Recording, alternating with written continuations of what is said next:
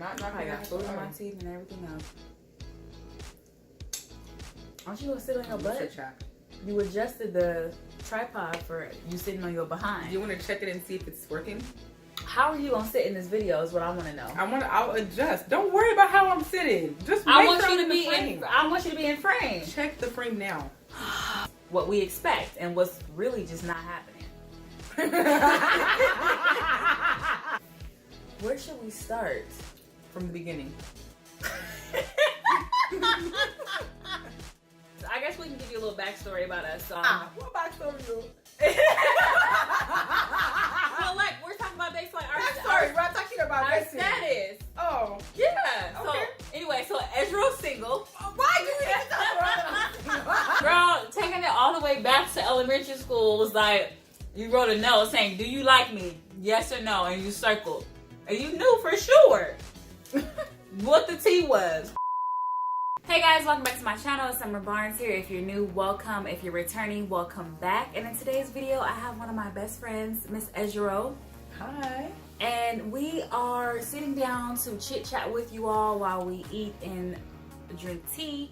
And basically in today's video, we wanted to talk about dating as a millennial. And more specifically, dating expectations versus societal norms. So what we expect as young women versus what we see in our society and what actually is going on. Possibly, you know, trying to figure out where the breakdown is.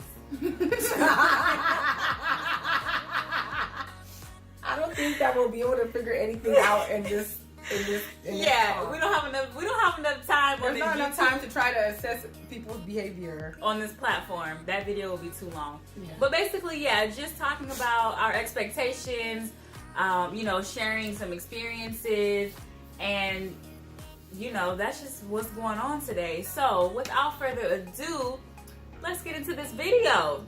I will be 30 years old this year. And I will also be celebrating 8 years of marriage, and to a certain degree I am thankful that I am not dating in 2019, because no matter who I speak with in terms of my friends who live all across the country, all around the world, a lot of them, specifically women, are dealing with some of the same issues, dealing with young men in our age group. I'd say anywhere from 25 to 35, that age bracket. Actions are not lining up with the words that are coming out of their mouths, and people ghosting other people. And if you don't know what ghosting is, it's pretty much where you're having a good time with someone, you guys are hanging out on a regular, communication is good or fair, or maybe it's bad, and without any indication, any communication or anything like that, the person just disappears. No phone calls, no text messages, so on and so forth. They may or may not pop back up, and it's like, okay, what's going on? Like, why is there no communication? And so I guess my question is like, what's going on with communication? I feel like the responsibility needs to be had on both sides. Like, yes, there are things that men are doing that shouldn't be done, but I also think they have been doing them, and they continue to behave in such a manner because as young women, we have, not all of us, but a good majority of us have allowed this behavior. And what it boils down to is that you teach people how to treat you. So if a guy only calls you after 11 p.m. because he want to Netflix and chill, and you allow him to continue to come over your house at random hours of the night, then that's what he's going to be doing. I think it's important, not even just as women to let men know, but I think it's important even for men to let women know. Anyone who's interested in being in anything serious, it's important to let the person know what your expectations are and what you want, and that all falls under the line of communication. Communicating what you want and being very clear about that, so that there are no blurred lines, or you know, people calling you to Netflix and chill when you really just want to go out and have a pizza. Yeah, I think letting your expectations be known. And me personally, in the past, there's been situations where I am hanging out with a guy on a regular, going on several dates, so on and so forth. And in my mind, I'm like, okay, we're exclusive. We're only dating each other. He likes me, I like him, so on and so forth. And what it turned out to be is that, he wasn't wanting to be serious or committed, and he was entertaining other women and so on and so forth. But I too have to take the responsibility, because I never sat down and had a conversation with that person, letting them know, like, this is what I expect, this is what I want.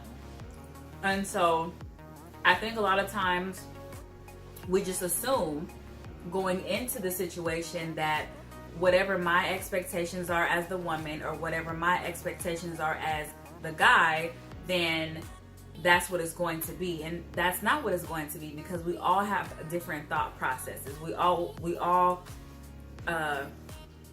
give and receive information differently, in terms of body language and social cues and so on and so forth. So if a plain conversation is not being had, then that's where the lines of communication can be crossed. So why don't people have those conversations then? I think there's several reasons. I agree. One being that because there's a reason why they're not being had. It's not that we can't have them, but there's just people are not. They're not having them. People are just jumping into stuff. So like. Yeah, and so for example, if you have a guy who starts dating a woman, and they hang out, and he's doing whatever he wants to do, and he continues, that every woman that he meets, they're allowing him to do the same thing over and over. So then he finally comes. This is an example. Let's be clear. Like, he's doing whatever he wants to do. For example, say like so say there's a guy who is not being consistent, right? So you call him, he doesn't call you back, or you text him and he texts you 2 or 3 days later, or you want to hang out, and or go on a date and he's late, or he is constantly rescheduling, right?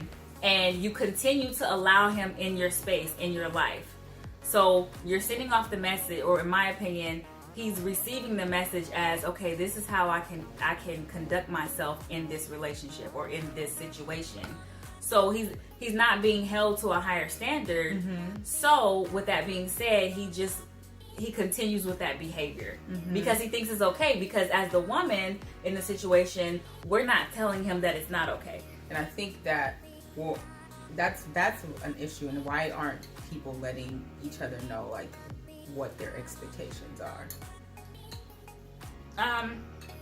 One of the reasons, which I just said a few minutes ago, I think one of the things could be that we assume. That's true. We do assume. I think there's a lot of assumption when it comes to. I think there's a lot of assumption when dating happens. I feel like dating has become a game, and you have to know how to play this quote unquote game, as opposed to, which I think has probably always been a game, but I just feel like it's been amplified now, and it's just become a completely different game that is not what it used to be. Yeah. I also feel like there's this fear of being single, and there's this fear of being alone that I see in a lot of people, which is really interesting to me, because I think there's a beauty in being alone, there's a beauty in singleness, but a lot of people don't feel that way. And so having anybody is better than having nobody. Right. Which is why you see people in these, why individuals end up in relationships and expectations are not being met. Yeah. Another thing I think too is that from what I've heard through conversations and just my learned through my own interactions with other people, is just this idea that, if I'm too demanding, or if I say what I want, or if I'm too clear, if I have too many expectations, that they'll leave. And I think even more the reason. And to that I say, let them leave. Yeah, let them leave. And I'd say even more the reason to, to make yourself very clear in the beginning, because you save yourself wasting a lot of time. In the very beginning, make that clear. Yeah. Make it very clear in the beginning, like what are your intentions, what your expectations are, and I get it. Some people are like, oh, you're trying to rush into marriage, and you're trying to, like, where are you rushing to? And I don't think it's about rushing into marriage or anything like that. I think it's about not wanting to waste your time. I think having the conversation in the beginning, knowing if you're on the same page or not, is very important, because like Ezra was saying, you can save a lot of time. If I'm dating someone, or if I'm interested in someone, and we have that conversation, and it's like, the guy is saying, I don't want anything serious, I just want to casually date, and I'm looking to, dating for the purpose of marriage, or dating to be in a committed relationship, then I know that this person is not for me. And I think, we think that, and I'm not saying people can't change. People can change. People change all the time. But I would say that if those conversations are being had in the beginning, then believe that person. As women, because you cannot change anybody. Like, straight up. No, he'll change. He will change. Yeah, he will not. She will not change. Yeah. No. People are not going to change because of your ambition to help them change. Yeah. No, absolutely not. That needs to come from within, and that needs to be a desire of that person's heart, not because you came in and you inspired them to change. It doesn't work like that. And I'll be the first to admit that I had in the past, I've dated people, and I knew that, in the beginning we weren't compatible, but I'm like, if I'm the best girlfriend that I can be, and if I do X, Y, and Z, then eventually, like, he will want to exclusively date me. And I'm like, it doesn't work like that. It doesn't work like that. You're just gonna be another number in his little black. You can be a great person, but if he or she is not ready to commit, then they're not going to commit. Period. And there's nothing wrong with dating multiple people at one time. What I'm saying is that be very clear with the person. Transparency is something that Ezra had mentioned off camera when we were talking about this topic. And transparency is important, because as a young woman or a young man, if I want to date multiple people, or if you want to date multiple people, there's nothing wrong with that.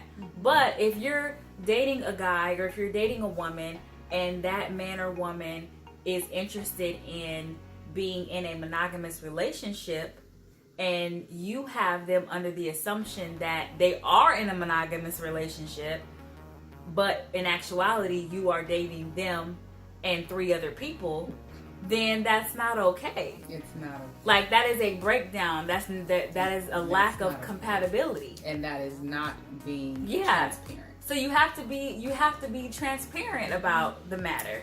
Because you when you're transparent, you give the other person, you give them the opportunity to make a decision. Absolutely. Okay? So if you want to date multiple people and you bring that to this person's attention, and that person is like, hey, cool, you and I can hang out, and when we're not together, that's what it is. We come back together, we hang out, fine, that's great. Or that person's like, hey, no, I want to be exclusive. You don't want to be exclusive. Okay, allow me to exit the situation. Mm-hmm. And so I think that's what it is. You waste people's time when you're not transparent. Anything worth having is worth working for. And so it's also about looking at the person that you're dating and, saying to yourself, is this person worth my time? Is this person worth the effort and the commitment? And if you don't feel like they are, don't waste their time, and definitely don't waste yours. Just let it go. Yeah. And, it makes it easier to make a decision, about whether or not you want to deal with someone or not. So I think that's really a very important part. Yeah, and I think also being okay with knowing that, okay, if I stand firm on my beliefs and my standards and my expectations, the end result may be me being single. It may be, and that's okay. And it's okay with, and it's okay, because being with someone because you're afraid to lose them, and in return your expectations are not being, met or even considered. The end doesn't justify the means. And it just doesn't make sense, and so I think that it's okay to lose people if they are not willing to treat you the way that you feel you should be being treated.